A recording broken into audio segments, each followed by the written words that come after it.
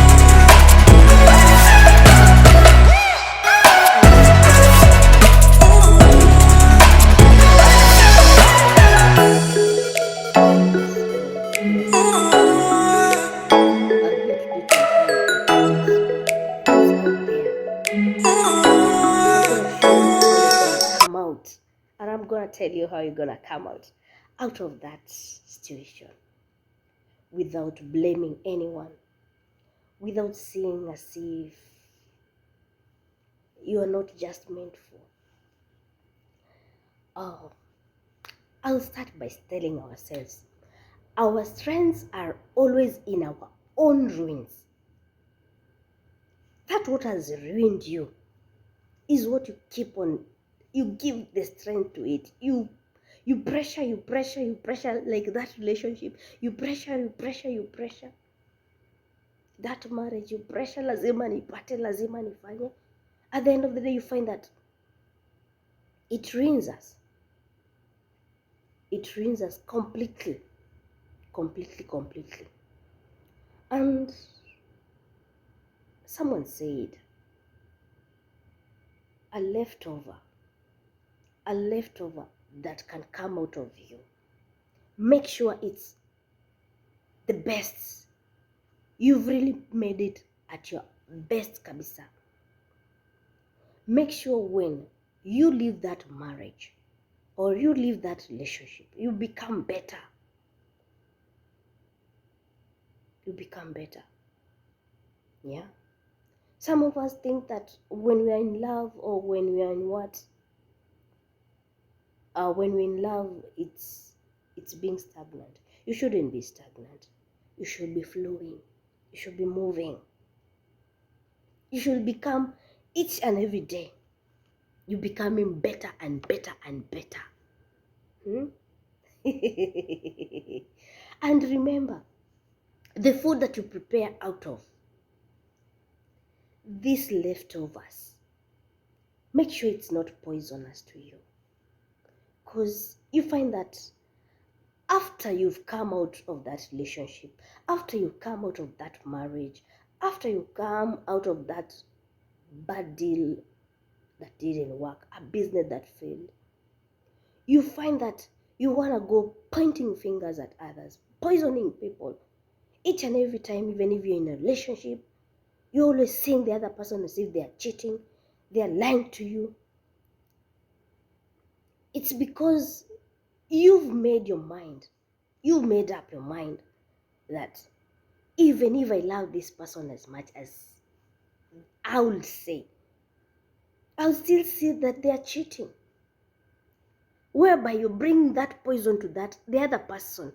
Because your poison you should make sure you're controlling your poison. You don't take it to the other person. Yeah, kabisa. You don't take your... And these poisons can be my feelings. Each and every time someone does something wrong to you, you are always complaining. You are always doing this. You are always saying they are not even the best for you. You are always there to tarnish even their names. Because you're too much poisoned. You can imagine the tantrums each and every day. you bring in this relationship, you bring in this marriage. Tantrums you bring in the offices. Umeamka kwenye umetoka. You don't bring your personal life to work. That should be aside from work. Work is work. For you not to be poisoned, for you not to be poisoned to other people, always make sure you got a clear mind each and every day to face the world, to face the day's activities. Yeah. And remember, the foods that you prepare out of these leftovers, the ingredients that you used are the ones that are always going to determine the meal that is going to come out of you. What do I mean? One, when you're at peace, you'll always want to give peace. When you're in love, you'll always want to give love. When you're respectful, you'll always want to give respect. And the same, you expect people to give you what? To give that respect, to give you that love, to honor you, to this, not to always throwing tantrums and what have you. Yeah. And what is a reborn of you? What should be a reborn of you? The reborn of you should be, you've really overcame a disappointment. You've overcome. And make sure before you even overcome all this, you've healed. Because some of us, we don't heal. We want to come out of this relationship to another relationship, this marriage to another marriage, because you have not overcome, because you have not outgrown your fears, because you have not outgrown, you've not matured enough. At each and every time, you're always there complaining of the other person. They didn't text, they didn't call, they didn't do this and that. And at the end of the day, it will always be up to you. Kabisa. It will always be. And always make sure that that poisonous relationship is not gonna ruin you. Always make sure that broken marriage is not gonna ruin you. Because you must purge out the poison in you before you into someone's life.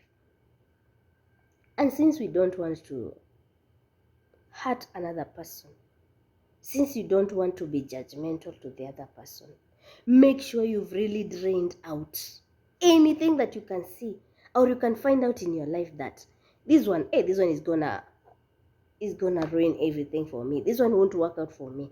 Most of us tend to focus on what ruined us most. Yeah.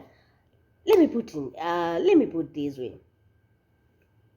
Always give time for everything. Give time for everything. That what has ruined you. It was a lesson, and it's up to you to take up the lessons. Well taught, well understood, and if you fail to get those lessons, make sure you get back to remedials. Go back to class. Sit back, a new pair of pants, a new pair of skirts to go back to class. Sir, such is life. And most of us, you don't want to clear out your pains. You just want to keep your pains to yourself. You don't want to talk to people. You don't want to share your issues with people. They are going to judge me. They are going to... Let them judge. Let them judge. So long as your heart is at peace. So long as your mind is at clear. And remember, the most precious thing in this world is healing out. Yeah. And we tend not to take these things as much as seriously like they can be. You want to, let me say, you want to have a baby, you want to have a relationship, The traumas that were there, you've not overcame them. You want to get back another job that is more paying, that is of good condition. You've not overcame the previous fears that you had. Let's say maybe you worked so hard and your finances got lost in between. You've not dealt properly on how you're going to come out of that. You've not set your mind that in as much as I want this business, in as much as I want this child, in as much as I want this relationship to work, I'm not cleared up. I'm not ready to speak up. If you don't speak up, how are you gonna get help? And let me put it this way. You find that most of us, or most of our family members, we expect them to be the people who should be lifting us up, the people who should be always handling us with care, people who will be always respecting us, people who will always be cheering us. Yeah, let's say maybe you write a book, you're on YouTube, you expect them to be supportive of you, but you find that they are the people who are just saying bad words, negative. This book is not gonna sell, your YouTube channel is not gonna work out, it's not gonna pay, this thing you're doing is not even good enough for you. Remember, your greatest enemy is your ear. What you hear is what determines what you're gonna do or what you're gonna act the next step in your life. Always make sure that what you're hearing doesn't bother you. Ingilia hapa itoke hapa. Because the more you pile them in your heart, you pile them in your mind, they will ruin you. That's when you find people are depressed. That's where you find people are reserved, hawataki kuongea, ako tu na mambo zake tu na huko. Ako reserved, ako venye yako. Hataki kukaa na wengine. Juan alisikiza mambo ikamuingia kabisa. Things that you hear, they hurt your feelings, they bring bad thoughts to you. Hizo zenye unasikianga huko wanasema, they distract your goals, they distract your life. Yeah, things that you hear, your greatest enemy kabisa, these are people you least expect to hear them say negative things to you. And make sure, let those things not define you and define your purpose, define your direction. Because the moment you start focusing on wanasema, you won't go anywhere. You won't go anywhere. That's why you find most of us, most of the people wakitoka in a relationship, ama wakipata a setback, unapata their focus hakuna, directions hakuna. Yeah, there is no direction, there is no positivity in their life. They are discouraged. They wonder what next after all this. What next? My life is ruined. I can no longer handle everything. I can no longer do this and that. Yeah. And the better thing in all this is to always stay motivated. Motivate yourself each and every moment. Each and every morning you wake up. I can do it. I'm the best. No matter what. No matter what, I'm the best. Yeah. Because at times you find that if you don't motivate yourself, who do you expect out there to come and motivate you? If you don't work hard for yourself, whom do you expect outside to come and work for you? If you don't push yourself each and every day, Who is going to work out for you? The leftovers. Make sure what was left over is better than what will have been. Yeah? Maybe having that relationship could have just ruined you. Being in that marriage could have just destroyed you. Could have ended up in depression. Each and every time tunakusikia uko in asylum. We don't want that. It could have ended up to people killing each other. Yeah, in these marriages, in these relationships.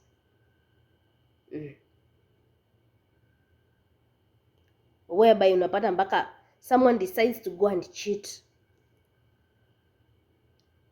It's a choice they made, a decision they did, and you can't change that.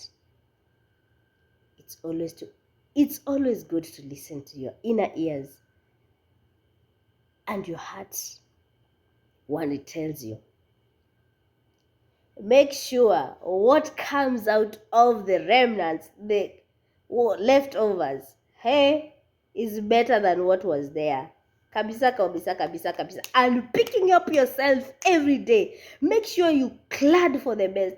Make sure you come out for the best. Make sure you outstand everything. Kabisa, kabisa, kabisa. Yeah. You should be more enthusiastic, more hopeful, and make sure you're building up yourself in career-wise, business-wise. Make sure you go even for further studies. Yeah? After a bad fall of relationship didn't work out or marriage failed, that business that led to depression, always make sure, always remember that there are things that are meant to be left the way they are, and you cannot change them. The thing is, you change your mind, change your perspectives, change your thinking, your mindset, change everything.